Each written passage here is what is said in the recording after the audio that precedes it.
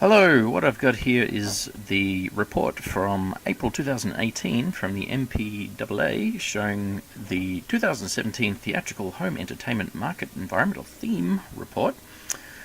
What I've done here is just do a little summary on some of the more interesting parts about some of the statistical breakdowns as to who actually bought movie tickets in 2017. This page here has got two pie charts. The pie chart on the left has categorized people as being non-moviegoers, infrequent moviegoers, frequent moviegoers, and occasional moviegoers.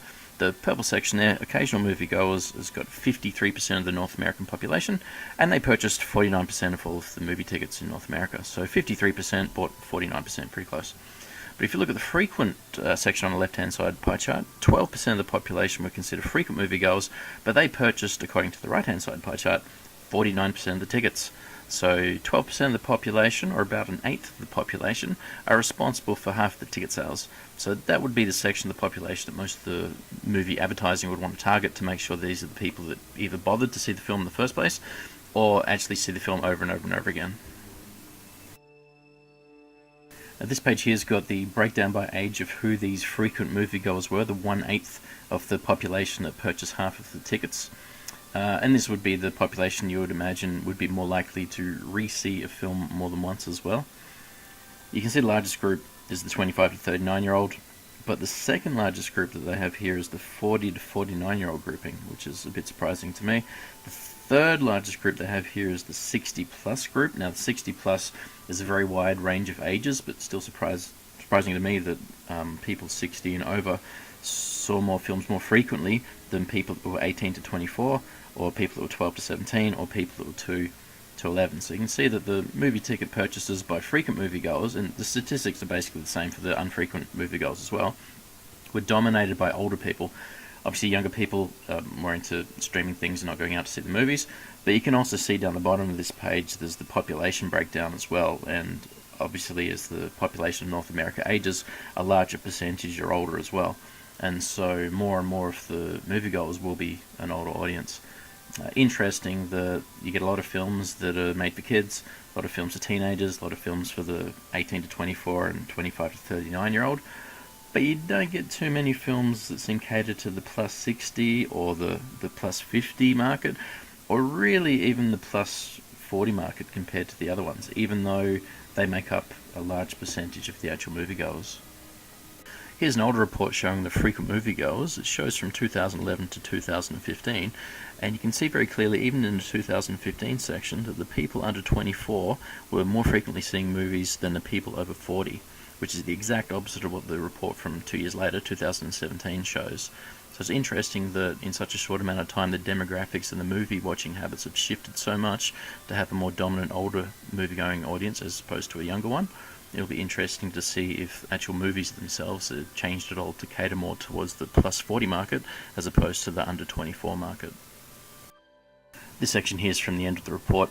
It just shows how they broke things down, basically the simplest way they could. So if you said that you consider yourself Spanish or Latino, they then ignored what you put down for your race. So if you said you were black or white or Asian or Native American, they just ignore that and said no, Latino, and then everyone else is just in one category. So it's very simple, one bar chart for whatever people self-identified as. No sort of, is this person an eighth white and a fifth black or anything like that. Here we have a breakdown by ethnicity of who the frequent moviegoers were. You can see Caucasians were the most frequent moviegoers, then Hispanics, then African Americans, then Asians, and other. But if you look down the bottom, you can see what the percentages were compared to the actual population percentages. So you can see Caucasians are 61% of the population, but they didn't make 61% of the frequent moviegoers, only 54%. Whereas Hispanic Latinos were around the other way, 18% of the population, but they were 24% of the frequent moviegoers.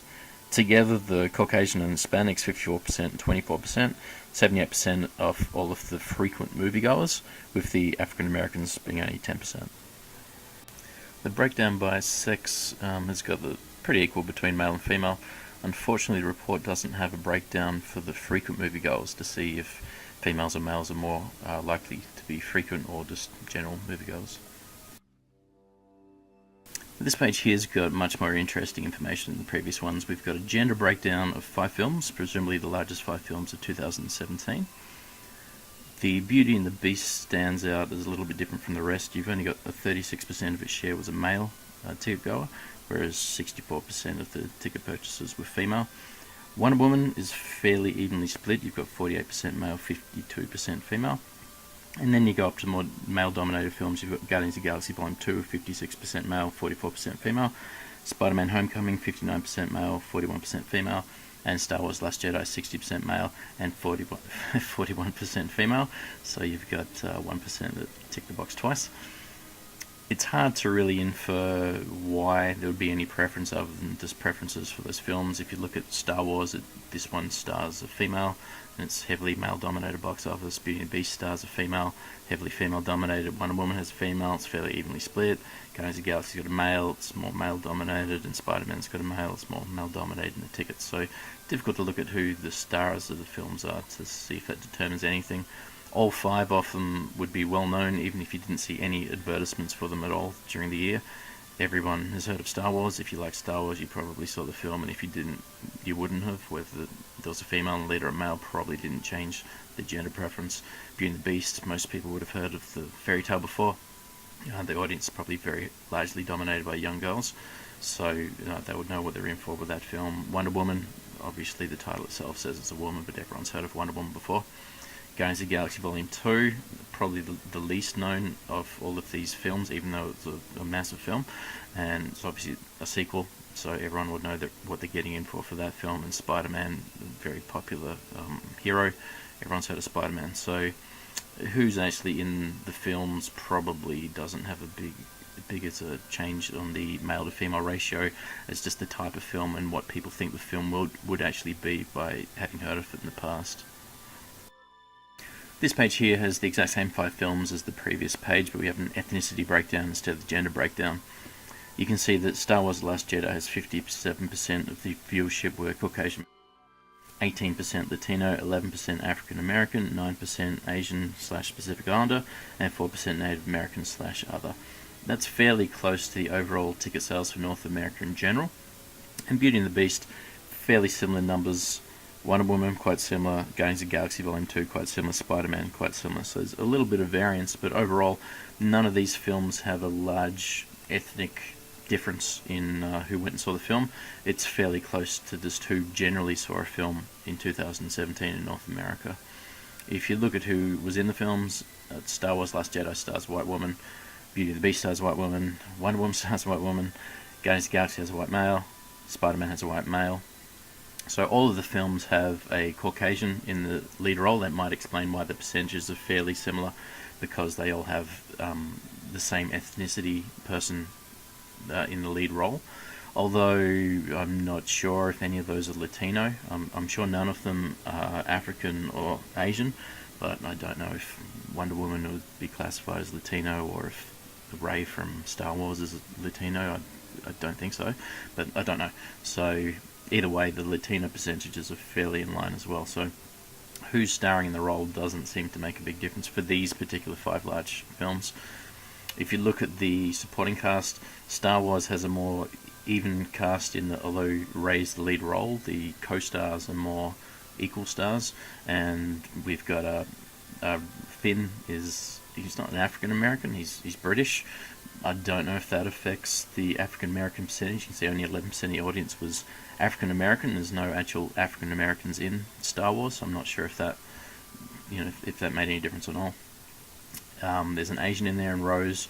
The percentage of Asians that saw the film's fairly in line with the other films there. And you've got Poe, who I think is Latino, although I'd say he's white.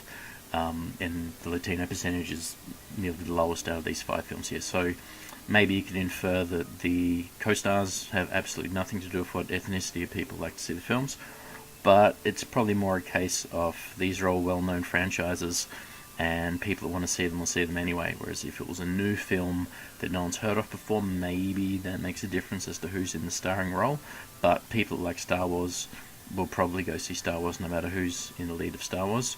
People that like Beauty and the Beast will probably go and see Beauty and the Beast no matter who's in the lead role of Beauty and the Beast, and so on. So it's very hard from these 5 films to make any real inferences from what the ethnicity breakdown actually means, because they're all so similar. They're all very, very equal.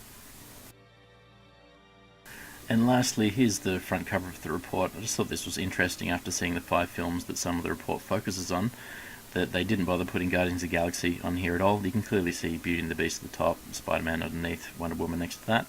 And I thought at first they also left off Star Wars, but no, down the bottom they've got Rose. I don't know why they would pick Rose as the main face of Star Wars, but that's what they did.